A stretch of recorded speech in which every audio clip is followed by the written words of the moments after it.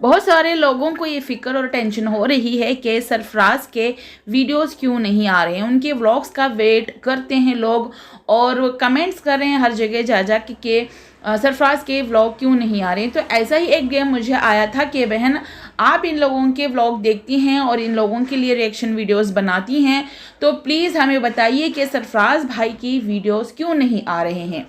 और वहाँ पे इन्होंने एक जीनत का व्लॉग देखा जिसका इन्होंने सिर्फ थंबनेल देख के थोड़ी सी वीडियो देखी होगी।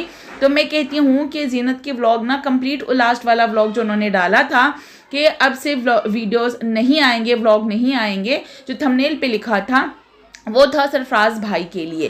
सरफराज भाई ने उस वीडियो में बीच में आप जाकर देखोगे तो आप लोगों को ये देखने को मिलेगा कि उन्होंने ये बोला है कि हाँ हम वीडियो नहीं बना रहे हैं, 15 दिन तक वेट कीजिएगा, क्योंकि ऑलरेडी 10 दिन हो चुके हैं उनका अभी कोई व्लॉग नहीं आ रहा है। लास्ट व्लॉग उनका ये था कि जब वो गोवा शायद जा रहे थे उनके माँ के साथ, तो नूर और 2 बच्चों को छोड़ के वो जा रहे थे, तो लास्ट वही था, शायद शादी में जा रहे थे। तो उसके बाद उनका कोई व्लॉग नहीं आया है। अप्रॉक्सीमेटली अब तक तो 10 दिन हो चुके हैं। आज मई 10 है, तो 10 तारीख 2025, तो अब 10 दिन हो चुके हैं। उन्होंने कहा कि 15 दिन तक कोई व्लॉग नहीं आएगा, तो 5-6 दिन और वेट कर लेना, क्या पता ये उन 10 दिनों को मिला कि 15 दिन है, या फिर वहाँ से आपको और 15 दिन वेट करना पड़ेगा। और उन्होंने ये कहा है कि मैं क्यों वीडियो नहीं डाल रहा हूँ, क्यों नहीं बना पा रहा हूँ, मैं अभी कुछ नहीं बताऊँगा, मैं तभी बताऊँगा जब मैं वीडियो आप लोगों को दिखाऊँगा या डालूँगा। क्योंकि ये भी बोला है कि यूट्यूब की तरफ से कुछ है, तो यहाँ पे डाउट ऐसा कर सकते हैं कि कोई वार्निंग मिली है, कम्युनिटी गाइडलाइन वार्निंग जो होती है, क्योंकि कुछ ऐसी चीज़ें होती हैं जो हम यूट्यूब के दायरे में रह के करना पड़ता है। अगर यूट्यूब के दायरे उनके जो कुछ रूल्स एंड रेगुलेशन होते हैं उनके अकॉर्डिंग हम चलेंगे तो ही हमारा चैनल सेफ रह सकता है, वरना हमें कम्युनिटी गाइडलाइन वार्निंग पहले मिलती है। वार्निंग मिलने के बाद कोई ऐसा चांस नहीं होता है कि हम वीडियो नहीं डाल सकते हैं, कुछ नहीं कर सकते हैं। अगर हमें कम्युनिटी गाइडलाइन स्ट्राइक मिलती है तब जाकर हम वहाँ पे कोई वीडियो अपलोड नहीं कर पाते हैं 7 डेज़ के लिए। आफ्टर 7 डेज़ यानी कि 8वें दिन हम वीडियो अपलोड कर सकते हैं। बट अगर वहाँ पे 7 डेज़ का मसला होता तो अब तक तो वो हैं जो है वो वीडियो अपलोड कर ही देते हैं। बट शायद ऐसा कुछ नहीं मुझे लगता, बट उन्होंने शायद कुछ ऐसी वीडियोस डाली होंगी जो बेटिंग ऐप्स का प्रमोशन करते हैं, या फिर कुछ ऐसी चीज़ें होती हैं कि इस तरीके से गेम खेलो तो इस तरीके से आपको घर बैठे इतने पैसे मिलेंगे, जो कि इलीगल है उन चीज़ों को दिखाना।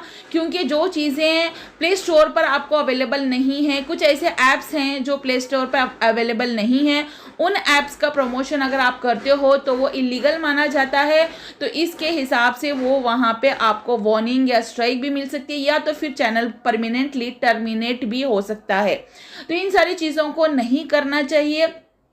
अगर ऐसा कुछ मसला है तो फिर उनके साथ बहुत गलत हुआ है। अगर ये कुछ भी नहीं है, ये कुछ भी नहीं है, मेरी प्रेडिक्शन है, मैं आप लोगों को बता रही हूँ, अगर ऐसा कुछ भी नहीं है तो शायद उनके कुछ पर्सनल मसले होंगे, उनकी कुछ पर्सनल प्रॉब्लम होगी जो कि वो शेयर नहीं कर पा रहे हैं, या फिर वो कुछ डाल नहीं पा रहे हैं। तो मे भी इंशाल्लाह आगे कुछ दिनों के बाद आप लोगों के साथ वो शेयर करेंगी। तो थोड़ा सा सब्र रखिएगा और दुआ कीजिएगा कि अगर ऐसा कुछ है तो सब कुछ ठीक ठाक हो जाए और उनका चैनल जो है सही सलामत उनका रहे ना, चैनल में कुछ खराबी ना है। क्योंकि वो एक चैनल है जिससे उनका घर परिवार चलता है, उनका एक इनकम सोर्स है वो, और उससे जो मिलने वाले ऐड का प्रमोशन का जो भी पैसा है वो भी अपने खर्च के लिए वो यूज़ करते हैं, उससे भी उनकी थोड़ी बहुत इनकम होती है। बट मैं ये कहना चाहूँगी कि इनके फैमिली को मैं बहुत पसंद करती हूँ, बहुत मानती हूँ, बट मैं ये कहूँगी कि कुछ पैसों के लिए आप गलत काम मत किया कीजिएगा। कुछ पैसों के लिए मानती हूँ कि आपको प्रमोशन के पैसे मिल जाते हैं, आप कमाने के लिए यूट्यूब में आए हो तो आप कमा ही रहे हो, बट ये सोचिएगा कि कल को आपके चैनल का नुकसान ना हो जाए, या फिर कहते हैं ना कि 4 पैसे कमाने के लिए आप हमेशा भर की कमाई जो है ज़िंदगी भर की वो ख़राब ना कर लो, या फिर पता है क्या होता है, अगर आपके उन ऐप्स के प्रमोशन की वजह से किसी का एक का भी नुकसान हो गया ना, तो फिर कर्मा लौट के आता है, क्योंकि अल्लाह इसी दुनिया में उन सबको वो चीज़ें दिखाता है, चाहे मैं हो, चाहे आप हो, चाहे कोई भी क्यों ना हो फलातून, उन सबको कर्मा इसी दुनिया में लौट कर मिल ही जाता है। तो इस चीज़ का ध्यान ज़रूर रखिएगा कि आपसे किसी और का नुकसान बिल्कुल भी ना हो, ठीक है। तो गाइज यहाँ पे सरफराज भाई ने जीनत के व्लॉग में ये कहा है कि 15 दिन तक का टाइम दो, 15 दिन के बाद जो है मैं व्लॉग डालूंगा। हाँ, व्लॉग में नहीं डाल रहा हूँ, कुछ प्रॉब्लम है, मैं अभी शेयर नहीं करूंगा, वो प्रॉब्लम यूट्यूब के तरफ से है, ठीक है। अगर यूट्यूब के तरफ से है, इन्होंने ऐसे बोला है, तो कुछ ना कुछ मसला ज़रूर है। अगर यूट्यूब का नाम नहीं लिए होते तो जो मैंने शुरुआत में बातें बताई, जो मैंने बोला मेरी प्रेडिक्शन है, तो वो बातें शायद मैं यहाँ पे शेयर नहीं करती। इन्होंने ही अपने मुँह से बोला कि यूट्यूब के तरफ से, तो मैं वो बात यहाँ पे बोल रही हूँ कि ऐसे ऐसे हो सकता है। और आपने लास्ट ब्लॉग देखा होगा जीनत का, जिसमें जीनत ये कह रही है कि मैं बाहर घूमने जा रही हूँ, और उन्होंने कुछ बैग वैग दिखाए थे जो पैकिंग कर रहे थे। तो वो महाबलेश्वर जा रही है अपनी बड़ी बहन नाज़िर शेख के साथ और अपनी माँ के साथ और बच्चों के साथ घूमने के लिए जा रही थी, किसी और के साथ नहीं जा रही हैं। बट वहाँ पे उन्होंने चीज़ शेयर नहीं की कि मैं किसके साथ जा रही हूँ, वो मैं नहीं बताऊँगी, जब जाऊँगी तभी बताऊँगी।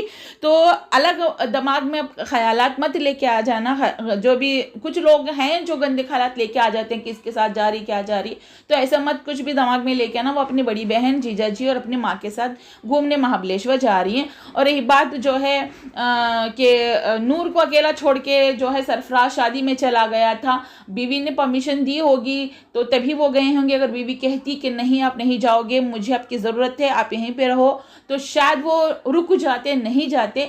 अब वहाँ पे नूर हैंडल कर सकते, ऐसे तो नहीं कि अभी डिलीवरी टाइम आ चुका है, नज़दीक है कि छोड़ के नहीं जा सकते। देखिए वहाँ पे उनके आसपास में उनके फैमिली वाले भी हैं, मतलब कि रियाज़ और रियाज़ की फैमिली भी वहीं है ना, तो फिर वहाँ पे घबराने की ज़रूरत भी नहीं होती। अगर ये ना हो तो वो उसका ख्याल रख ही लेते हैं।